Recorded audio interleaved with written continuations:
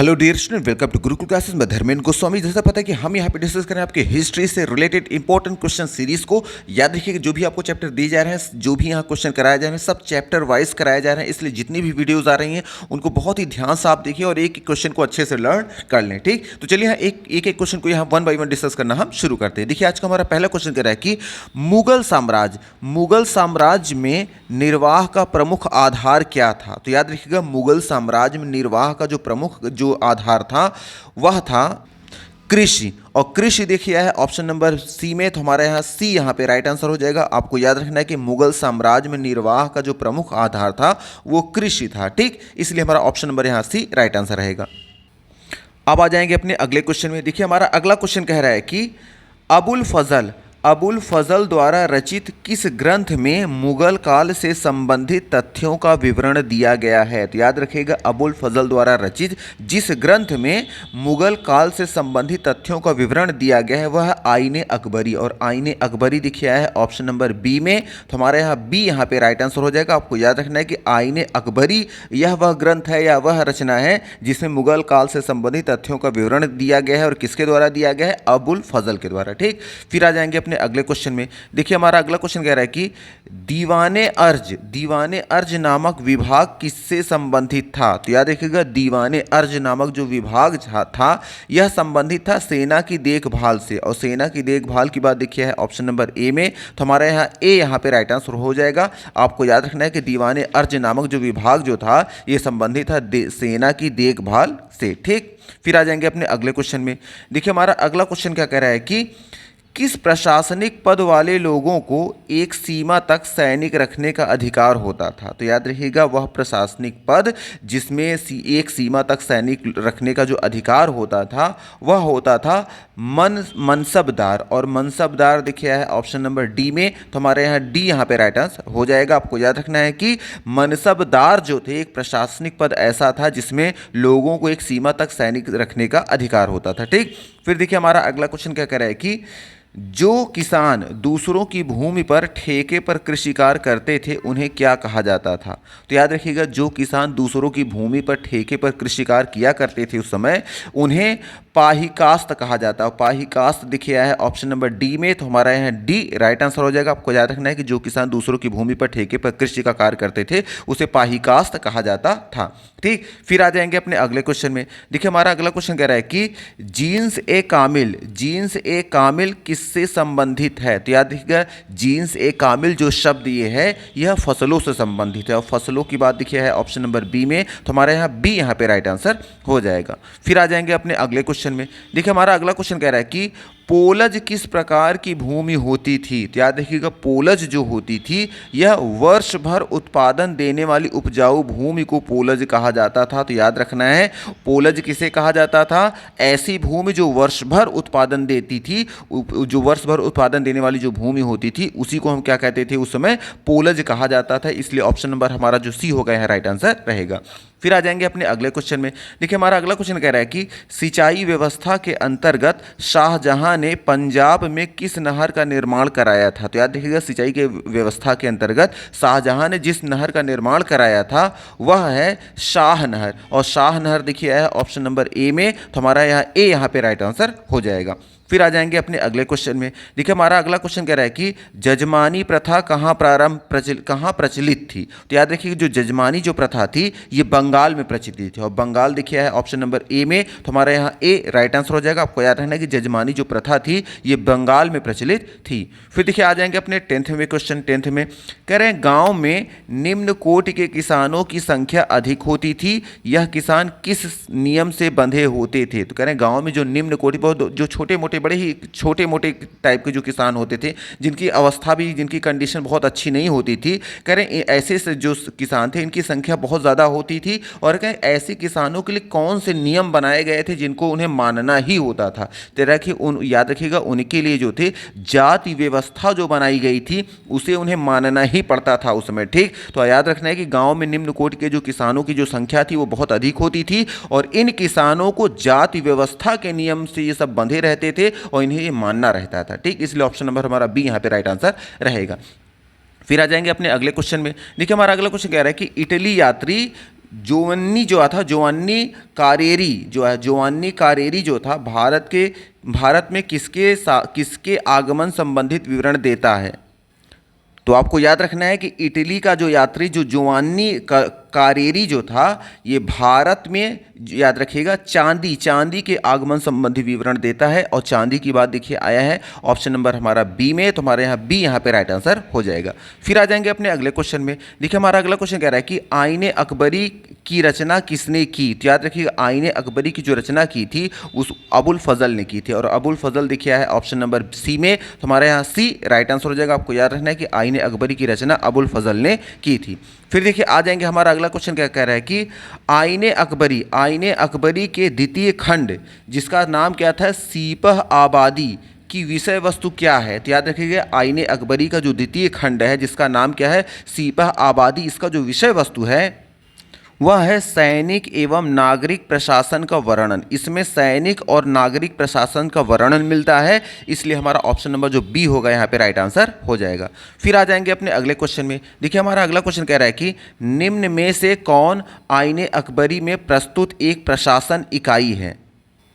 तो याद रखिएगा, आईने अकबरी में जो प्रस्तुत एक प्रशासनिक जो इकाई है वह है अराजी और अमीन ए पाईमूद। अराजी और अमीन ए पाईमूद आया है ऑप्शन नंबर डी में, तो हमारे यहाँ डी यहाँ पे राइट आंसर हो जाएगा। याद रखना कि यह जो है एक आईने अकबरी के जो प्रस्तुत की गई उसमें एक प्रशासनिक इकाई के रूप में से दर्शाया गया है। ठीक, फिर आ जाएंगे, देखिए हमारा अगला क्वेश्चन क्या कह रहा है कि दीवान ए अर्ज विभाग जो सेना की देखभाल करता था, इसका प्रमुख जो होता था कौन होता था, या इसका जो प्रमुख है वो कौन था। तो याद रखिएगा, दीवान ए अर्ज विभाग जो कि सेना की देखभाल करने का काम किया करता था, इसका जो प्रमुख होता था वो था मीर बख्शी। और मीर बख्शी जो है ऑप्शन नंबर देखिए सी में है, तो हमारे यहाँ सी राइट आंसर हो जाएगा। आपको याद रखना है कि दीवाने अर्ज विभाग जो कि सेना की देखभाल करता था, इसका जो प्रमुख था वो मीर बख्शी था। ठीक, फिर आ जाएंगे अपने अगले क्वेश्चन में। हमारा अगला क्वेश्चन कह रहा है कि निम्न में से कौन सा एक सुमेलित नहीं है। इसका मतलब कि 3 इसमें से सही है, कोई एक गलत है, और जो गलत है उसी को हमें फाइंड आउट करना है। ठीक,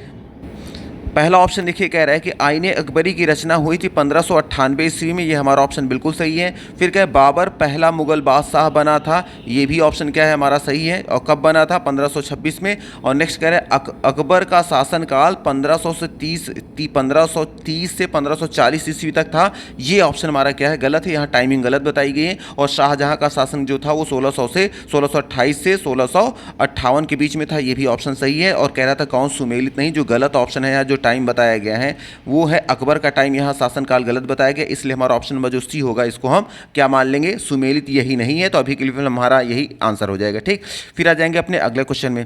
देखिए हमारा अगला क्वेश्चन कह रहा है कि निम्न में से कौन सा आईने अकबरी की कमियों के बारे में सत्य है। इसका मतलब कि ये जो 4 बातें बताई गई हैं इनमें से कौन सी बातें आईने अकबरी के बारे में सही बताई गई हैं कि हाँ इसमें ये कमियां हैं।